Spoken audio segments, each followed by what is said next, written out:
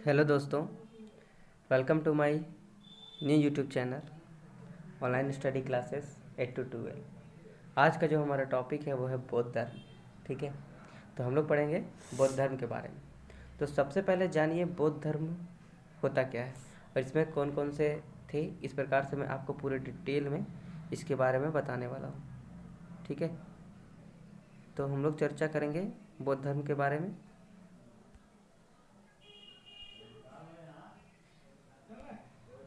हाँ, ये रहा बौद्ध धर्म। तो बौद्ध धर्म, सबसे पहले बुद्ध का अर्थ क्या होता है। ठीक है, तो जानो कि बुद्ध का अर्थ क्या होता है। बुद्ध का मतलब होता है प्रकाशमान। बुद्ध का अर्थ क्या है? प्रकाशमान अथवा जागृत होता है। तो बुद्ध का अर्थ क्या होता है? प्रकाशमान अथवा जागृत होता है। ठीक है, इसके बाद क्या होता है कि बुद्ध जो है, बुद्ध को लाइट हाउस, मतलब कि बुद्ध को लाइट ऑफ एशिया कहा जाता है। बुद्ध को लाइट ऑफ एशिया भी कहा जाता था। Buddha is called light of Asia. तो यहाँ से एक क्वेश्चन ये बनता है कि लाइट ऑफ एशिया किसको बोलते हैं, तो आप लोग बोलेंगे गौतम बुद्ध को। ठीक है, गौतम बुद्ध का जो जन्म हुआ वो 563 ईसा पूर्व में हुआ है, जैसा कि आपको यहाँ पे दिख रहा होगा। गौतम बुद्ध का जन्म कब हुआ? 563 ईसा पूर्व में। कहाँ पर?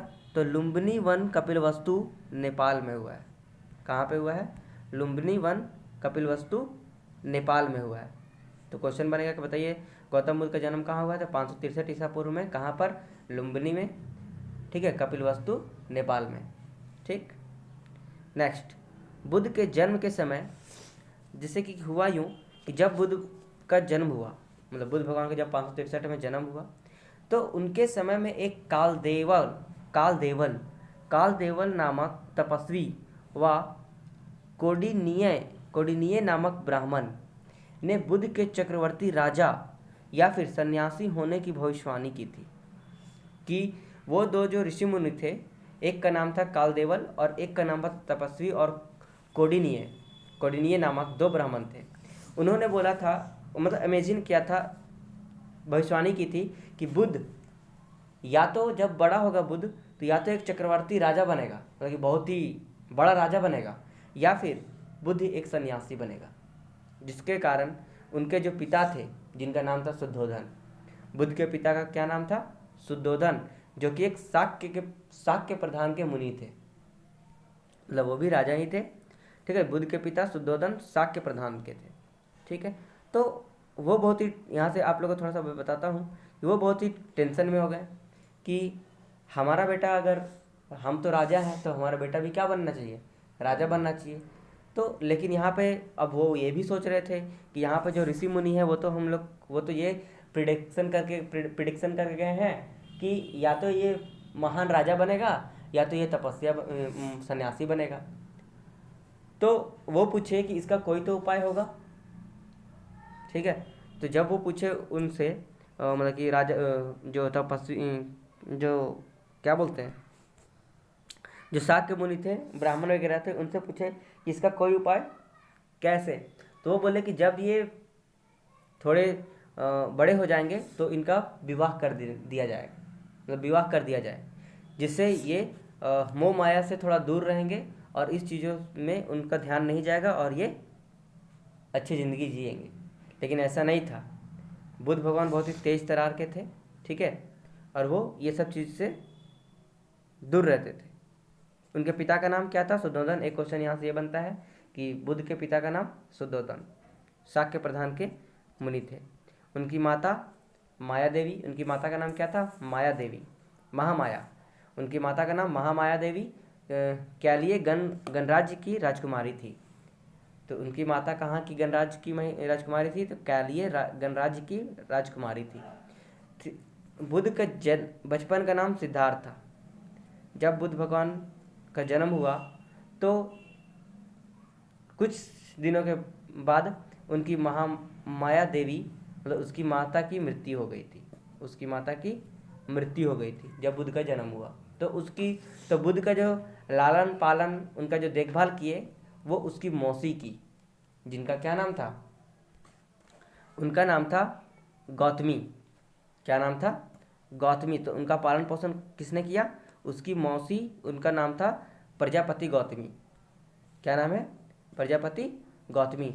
इसी कारण ये बोला जाता है कि इसी कारण बुद्ध को गौतम बुद्ध कहा गया। गौतम, क्योंकि ऐसा ये होता है ना कि पहले के ज़माने में उसकी उनके पिता के उनके माँ के नाम पे उनका नाम रखा जाता था। तो इनका लालन पालन किसने किया? प्रजापति गौतमी ने, जो उनकी मौसी थी। क्यों? क्योंकि उनके जन्म होने के कुछ समय के बाद उनकी अपनी जो माता थी उनका देहांत हो गया था। तो उनका लालन पालन कौन किया? उसकी मौसी। उनका नाम क्या था? प्रजापति गौतमी। इसी कारण बुद्ध का नाम क्या पड़ा? गौतम बुद्ध कहा गया। ठीक है, आगे बढ़ते हैं। गौतम बुद्ध जब वो टेंशन में हो गए कि ये तो सन्यासी अगर बन जाएगा तो मेरा मतलब कि किस प्रकार से क्या होगा, लोग सुनेंगे तो क्या कहेंगे। ठीक है, तो क्या किए गौतम बुद्ध? उनकी शादी करवा दी। तो उनकी पत्नी का नाम था यशोधरा। उनकी पत्नी का नाम क्या हुआ? यशोधरा। कौलिय गणराज्य की राजकुमारी थी ये, जिनका नाम था यशोधरा। ठीक है, और जब वो उनसे शादी करा दिए उनके पिता, तो कुछ समय बाद उनका एक पुत्र हुआ। ठीक है, जिनका नाम था राहुल। तो गौतम बुद्ध क्या बोले? वो अपने मित्र को बुलाएं और उनसे बोले कि अब मेरा एक पुत्र हुआ, अब किस प्रकार से मतलब कैसे किया जाए। ठीक है, तो गौतम बुद्ध बोले कि ये पुत्र जो है, ये पुत्र नहीं है, ये राहु है। गौतम बुद्ध क्या बोले? ये पुत्र नहीं है, ये राहु है। और राहु का मतलब क्या होता है? विडंगन डालने वाला। और इसी से राहु से ही नाम पड़ा राहुल, और उनके पुत्र का नाम रखा गया क्या? राहुल।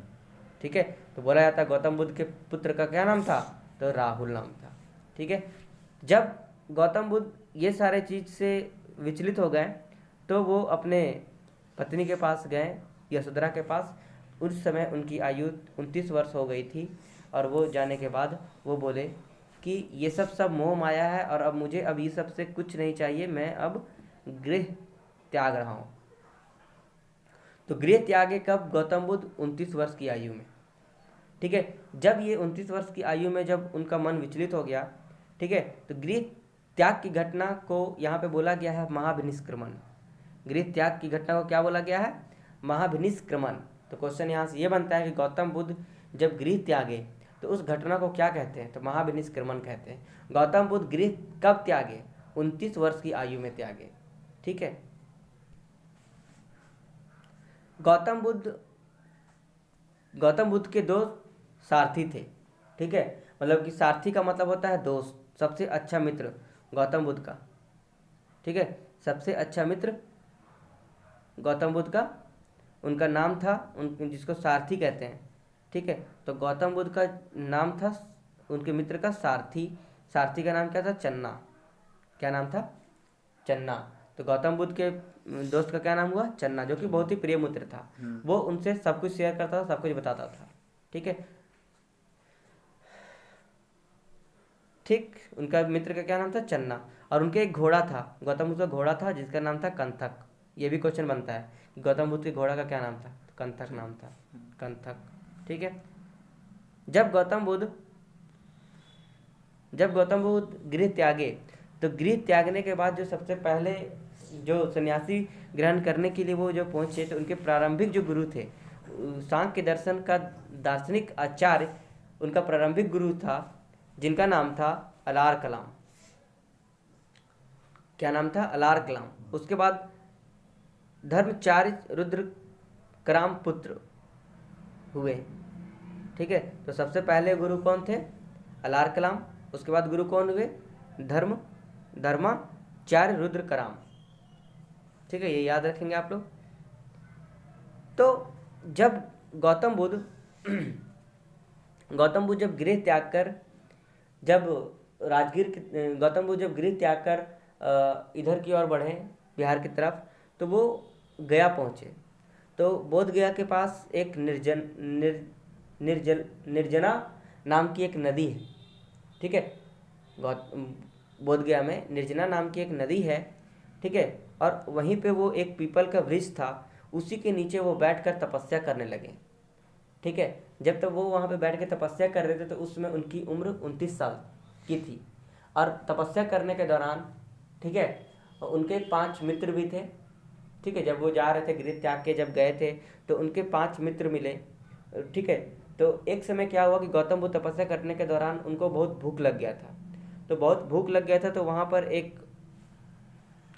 एक औरत आई, ठीक है। वहाँ पर उनके वो खीर भी खिलाई, ठीक है। और खिलाने के बाद वो फिर से सोचे कि वही निर्जना नदी के में वो स्नान किए और फिर से वहीं पर ज्ञान की प्राप्त करने के लिए वो पीपल के वृक्ष के नीचे बैठ के तपस्या करने लगे।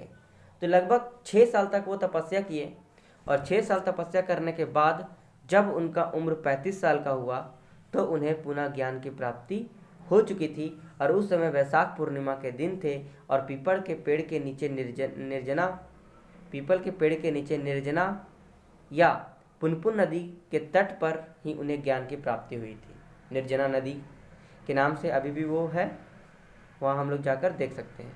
जब ज्ञान की प्राप्ति इन्हें पूरी तरीके से हो गए उनको, तो प्रथम उपदेश वो अपने मित्र को ही दिए थे, सारथी को ही दिए थे, जो प्रथम 5 ब्राह्मण थे, ठीक है। ऋषिपत्नम या सारनाथ में जो 5 ब्राह्मण सन्यासी को प्रथम उपदेश दिया, जिसे धर्म चक्र प्रवर्तन के नाम से जाना जाता है। वही जो 5 ब्राह्मण जो थे वो उन्हें छोड़ के चले गए थे और बोले थे कि तुम खीर खा लिए, तुम्हारा ज्ञान की प्राप्ति अब नहीं होगा, तुम अब, ठीक है। तो उन्हीं को सबसे पहले जब वो मिले तो वो बोले मुझे ज्ञान की प्राप्ति हो गई है। और जब उनसे वार्तालाप हुआ तो वो उनकी बातों से ही लगा उस 5 ब्राह्मण का कि इसमें सही में अब भगवान का रूप आ गया है, इससे ज्ञान की प्राप्ति हो गई है, ठीक है। तो वो 5 ब्राह्मण को सबसे पहले प्रथम उपदेश दिए थे। क्वेश्चन यहाँ से बनता है कि प्रथम उपदेश गौतम बुद्ध ने किसे, कहाँ पर और किन्हें दिया था? तो सारनाथ में 5 ब्राह्मण को, ठीक है। और गौतम बुद्ध ने सबसे पहला उपदेश जो दिया था वो पाली भाषा में दिया था। कैसा दिया था? पाली भाषा में दिया था, पाली भाषा में दिया था। और अंतिम उपदेश वो सुभद्रा, कुशीनगर, ठीक है, कुशीनगर या फिर कुशीनारा, ये 2 जगह पर वो अंतिम उपदेश दिए थे। और 483 ईस्वी पूर्व में उनकी मृत्यु कुशीनगर उत्तर प्रदेश में हो गई थी। उनकी मृत्यु कब हुई? ये क्वेश्चन बनता है कि गौतम बुद्ध की मृत्यु कब हुई? 483 ईसा पूर्व में। कहाँ पर? कुशीनगर उत्तर प्रदेश में, कुशीनगर उत्तर प्रदेश में, ठीक है। कुशीनगर उत्तर प्रदेश में उनकी मृत्यु हो गई, ठीक। हिरण्यवती नदी कहाँ पर हुई थी? तो हिरण्यवती नदी के तट पर अपने शिष्य चुंद के यहाँ सुकरमा दव भोजन सामग्री खाने के क्रम में उनकी मृत्यु हो गई थी। मतलब कहा जाता है कि सुअर की मांस खाने के क्रम में उनकी मृत्यु हो गई थी गौतम बुद्ध की, ठीक है। और यहाँ पे ये भी बोला गया है कि मृत्यु की घटना को महापरिनिर्वाण कहा जाता है। गौतम बुद्ध के मृत्यु की घटना को क्या बोला जाता है? महापरिनिर्वाण बोला जाता है। क्या बोलते हैं स्टूडेंट्स? महापरिनिर्वाण बोलते हैं। तो बुद्ध के जीवन के 4 महान संकेतक कौन कौन थे? जब वो घर से गृह त्यागे थे तो वो 4 संकेतक कौन कौन थे जिनको देखकर वो इंस्पायर हुए थे और गृह त्यागे थे? तो पहला जो व्यक्ति था, ठीक है, वो वृद्ध व्यक्ति था। पहला व्यक्ति वृद्ध व्यक्ति, दूसरा बीमार व्यक्ति, तीसरा मृत व्यक्ति और चौथा सन्यासी। ये 4 दृश्य उनके जीवन में परिवर्तन लाया, ठीक है। और गौतम बुद्ध के त्रिरत्न, क्वेश्चन यहाँ से बनता है, गौतम बुद्ध के त्रिरत्न कौन कौन थे? तो बुद्ध, धम्म और संघ, ये त्रिरत्न है, ठीक है। और बौद्ध धर्म का 4 आर्य सत्य कौन कौन? तो दुख, ठीक है, पहला दुख, दूसरा दुख निरोध, तीसरा दुख समुदाय और चौथा दुख निरोध गामिनी मार्ग, ठीक है। अष्टांगिक मार्ग क्या था? तो बुद्ध के दुखों को दूर करने के लिए, ठीक है, मध्य प्रतिपदा या माध्यम मार्ग बताया है, जिसके 8 सोपान होने के कारण इसे अष्टांगिक मार्ग कहा जाता है। ठीक है, नेक्स्ट हमारा आता है प्रज्ञा। तो सम्यक दृष्टि और सम्यक संकल्प को प्रज्ञा कहा गया है। ठीक है, नेक्स्ट शील किसको बोला गया है? तो सम्यक वाणी और सम्यक क्रमांत और सम्यक आजीविका को शील कहा गया है। ठीक है, समाधि, सम्यक व्यायाम, सम्यक स्मृति और सम्यक समाधि को समाधि कहा गया है। तीसरा, ठीक है, नेक्स्ट बौद्ध धर्म का दर्शन। तो अनिद्रवाद बौद्ध धर्म का दर्शन। ठीक है, बौद्ध धर्म का दर्शन अनिद्रवाद, ईश्वरीय सत्ता में विश्वास नहीं है। तो बौद्ध धर्म का जो दर्शन है वो क्या है? ईश्वरीय सत्ता पर विश्वास नहीं करता है। ठीक है, शून्यतावाद क्या था? कि संसार की समस्या वस्तुएं शून्य है। ठीक है, शून्यवाद में क्या बोला गया? कि संसार की, शून्य में क्या बोला गया? संसार की समस्या वस्तुएं शून्य है। ठीक है, तीसरा बोला गया है कि अनात्मवाद का मतलब आत्मा चेतना पर सर्वाधिक बल है। आत्मा चेतना पर सर्वाधिक बल है। चौथा बोला गया है, ठीक है, चौथा बोला गया है क्षणिकवाद। तो संसार में कोई भी चीज़ स्थिर नहीं है। संसार में कोई भी चीज़ स्थिर नहीं है। ठीक है, उसके बाद बुद्ध के ये वाला पॉइंट इम्पोर्टेंट है जिसे हम लोग को याद कर ही लेना है।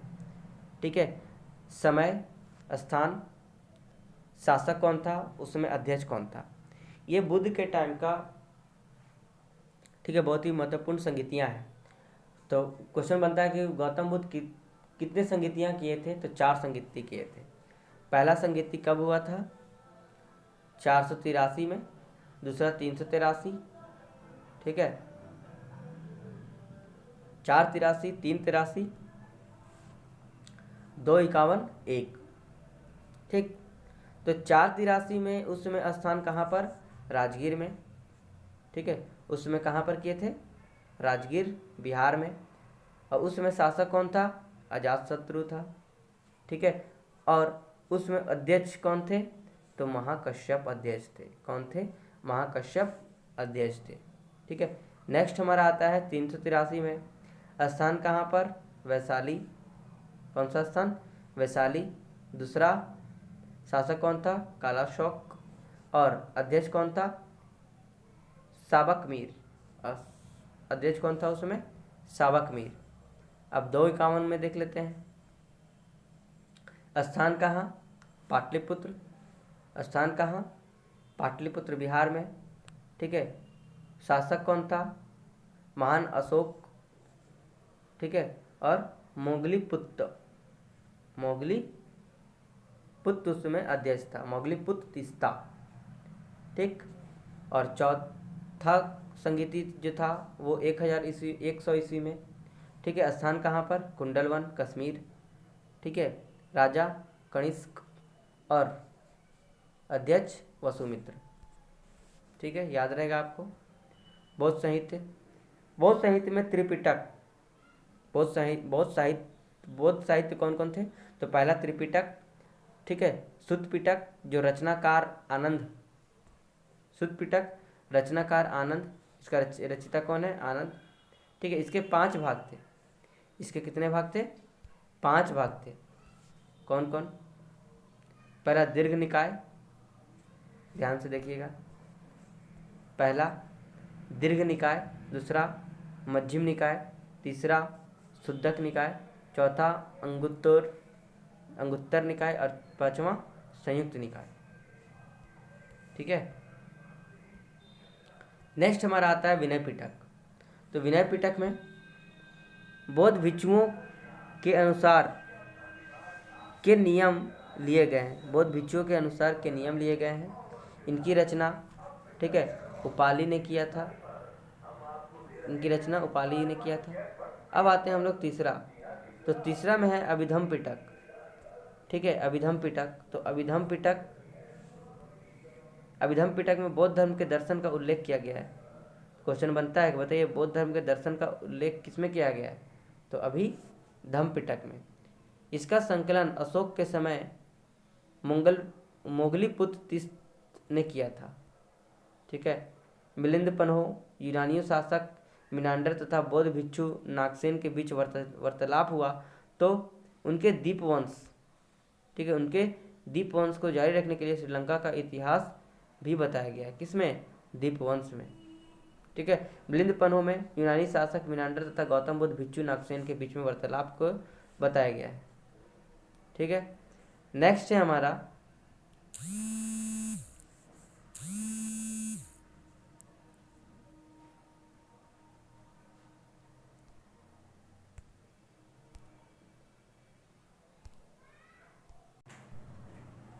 महावंश मगध के राजाओं की क्रमबद्ध सूची। इसका रचनाकार मदंत महानाम था। ठीक है, इसका रचनाकार मदंत महानाम था। जातक कथाएं में बोला गया है, जातक कथाएं में पाली भाषा में ये रचित बुद्ध के पूर्व जन्म की कथाएं बताई गई। किसमें? जातक कथाएं में। ठीक है, बुद्ध का जन्म, मृत्यु तथा ज्ञान प्राप्ति एक ही समय हुआ था। मतलब बुद्ध का जन्म भी वैशाखी पूर्णिमा में हुआ था और बुद्ध की ज्ञान की प्राप्ति भी वैशाखी पूर्णिमा में हुआ था और बुद्ध जब मरे तो भी वैशाख पूर्णिमा में ही मरे। ये फैक्ट है। ठीक है, इसी दिन हुआ इसलिए इसे बुद्ध पूर्णिमा कहा जाता है और उस पूर्णिमा के रात को बहुत ही अच्छा माना जाता है क्योंकि बुद्ध वैशाखी पूर्णिमा में ही बुद्ध को पीपल वृक्ष के नीचे ज्ञान की प्राप्ति हुई थी बोध गया में। बौद्ध धर्म के राजकीय संरक्षक कौन कौन थे? पहला बिंबिसार व उसकी पत्नी क्षेमा, दूसरा कौशल नरेश प्रसेनजित व उसकी पत्नी मल्लिका, तीसरा कौशाम्बी नरेश उदयन तथा उसकी पत्नी समावती, चौथा अवंती नरेश प्रघोत, पांचवा मौर्यवंशी अशोक व दशरथ, छठा कुषाण सम्राट कनिष्क। इसे द्वितीय अशोक भी कहा जाता है। किसको? कुषाण सम्राट कनिष्क को। कुषाण सम्राट कनिष्क इसे द्वितीय अशोक कहा जाता है। ठीक है, नेक्स्ट हमारा हर्षवर्धन, कन्नौज के पुष्यभूति वंश का राजा जो बौद्ध धर्म का अंतिम संरक्षक माना जाता है। ठीक है, महत्वपूर्ण तथ्य हम लोग देख लेते हैं, कुछ फैक्ट बुद्ध के बारे में। बुद्ध ने आनंद के कहने पर संघ में महिलाओं को अनुमति दी थी। कहा जाता है कि जब बुद्ध भगवान उपदेश देते थे तो महिलाओं को उसमें जाने का अनुमति नहीं था, लेकिन उस समय वहाँ पर एक मित्र था, उसका नाम था आनंद। ठीक है, जब वो अपने बुद्ध को समझाएं कि ऐसा इसलिए हुआ क्योंकि बुद्ध सबसे पहले अपनी पहली भिक्षुनी जो थी उसकी वो गौतमी थी, और गौतमी कौन थी? उसकी बुद्ध की मौसी थी जो उसकी लालन पालन की थी, और वही सबसे पहले बुद्ध धर्म को अपनाने वाले सबसे पहले, अगर क्वेश्चन बनता है कि बताइए बुद्ध धर्म को अपनाने वाले सबसे पहली महिला कौन थी, तो उसकी मौसी गौतमी थी। जब वो आए, उसकी मौसी जब वो बुद्ध भगवान से मतलब कि बुद्ध अपने बेटा से मिलने जब आई थी तो वो सबसे पहले आनंद से मिली, उनके दोस्त से, और वो इसलिए उसके पास नहीं गई क्योंकि उनके वहाँ पर और महिलाओं को जाने की अनुमति नहीं थी। वो उसकी मतलब गौतमी जो थी वो आनंद को बोली कि तुम्हारे कहने पर वो बुद्ध जो है वो तुम्हारा अच्छा मित्र है, तो तुम उसको अगर समझाओगे तो वो आने का अनुमति दे देगा। ठीक है, तो बुद्ध ने आनंद के कहने पर संघ में महिलाओं की भी अनुमति दी, उस समय से वहाँ पर चालू हुआ। तो एक क्वेश्चन यहाँ से ये भी बनता है कि बुद्ध की मौसी प्रजापति गौतमी पहली भिक्षुनी थी, मतलब सबसे पहली महिला में अगर बुद्ध धर्म अपनाने वाली अगर महिला हुई तो कौन थी? उसकी मौसी, जिनका नाम था गौतमी। ठीक है, नेक्स्ट, बुद्ध ने श्रावस्ती के डाकू अंगुलीमाल को भी अपना शिष्य बना लिया था। श्रावस्ती के एक डाकू था जिसका नाम था अंगुलीमाल, उनको भी वो अपना शिष्य बनाया था बुद्ध भगवान, अपने विचार से, अपने बौद्ध धर्म के बारे में बताकर। चौथा, बुद्ध ने तपस्यु व भलिक नामक दो शूद्र को भी शिष्य बनाया था। बुद्ध ने तपस्सु व भलिक नामक दो शूद्र को भी शिष्य बनाया। 5वां, बुद्ध के सर्वाधिक उपदेश कहाँ कहाँ हुए?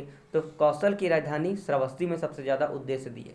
सबसे ज़्यादा क्वेश्चन बनता है कि बुद्ध सबसे ज़्यादा उपदेश कहाँ पर दिए थे?